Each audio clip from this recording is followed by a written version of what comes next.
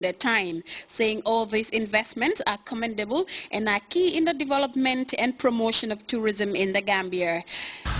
Since its establishment 12 years ago, GT Bank has been very active in all sectors of the Gambian economy, especially in the development of tourism.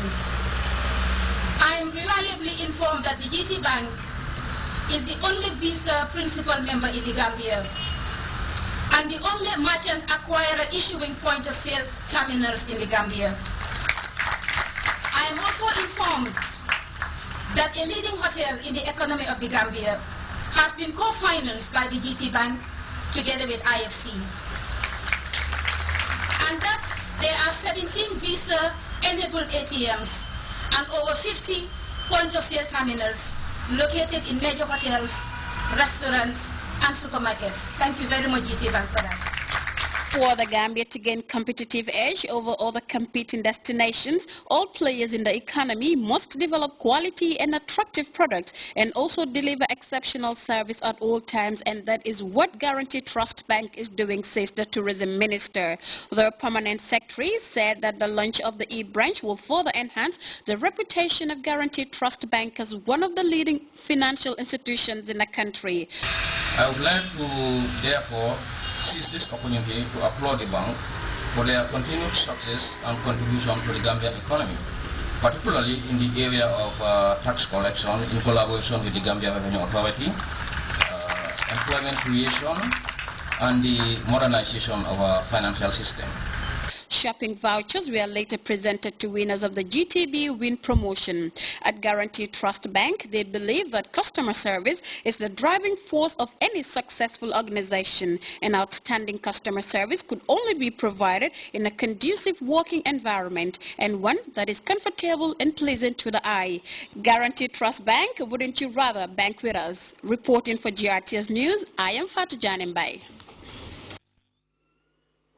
We'll be back with news from outside the Gambia after this break.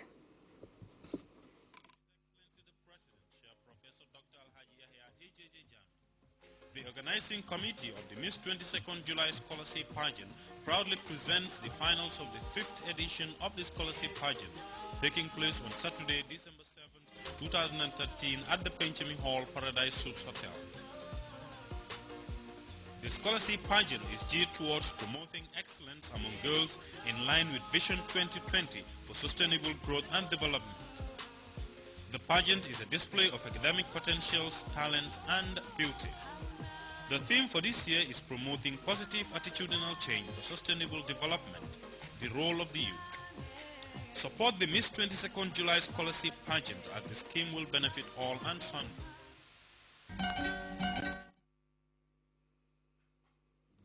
Welcome back.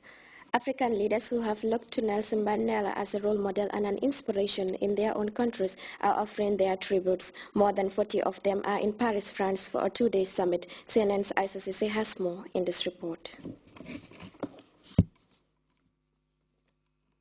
To Nelson Mandela.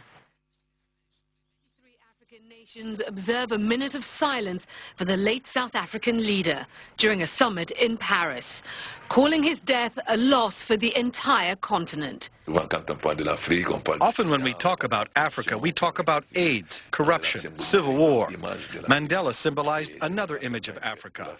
And it's not only a loss for South Africa, it's a loss for all the African countries. In Nigeria, sadness on the streets of Lagos.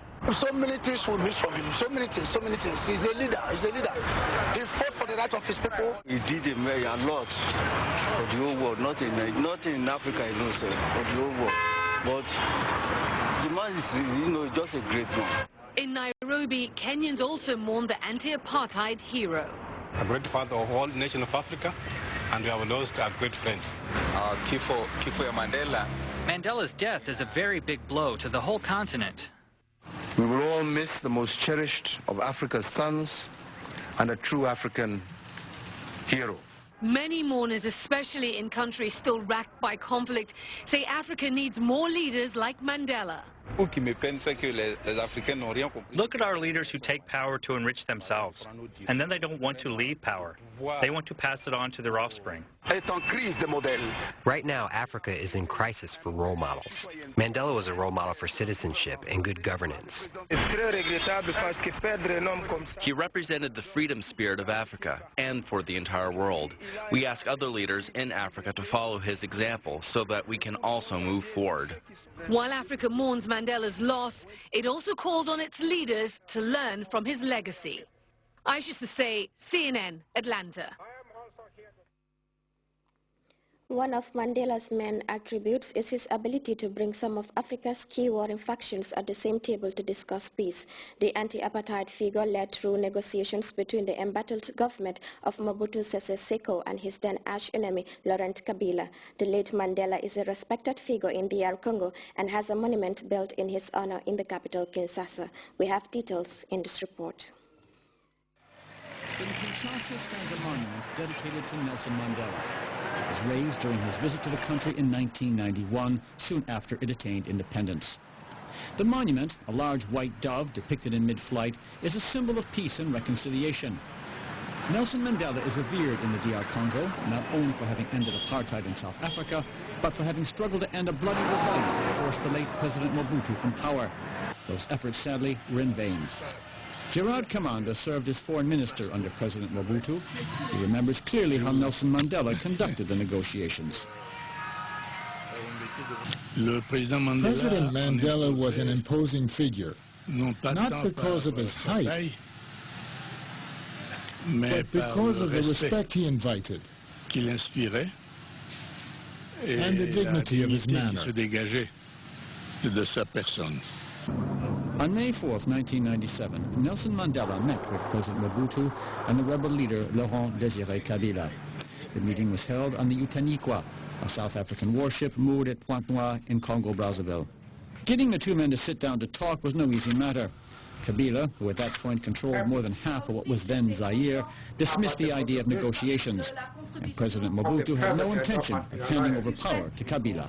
They, along with Kabila, were in a struggle to take power by force, whereas President Mandela's attitude was to achieve a solution through negotiation. If you remember, we were near Kinshasa by that time, so negotiations were pointless. Our view of the matter was different. At the time, Mwenzi Kingolo was one of Mr. Kabila's personal guards. He watched Mandela closely throughout the negotiations. When you were in his presence, you wouldn't show your displeasure. No. The mood around the table had to be peaceful. All around him, it was like that. The atmosphere had to be one of fraternity.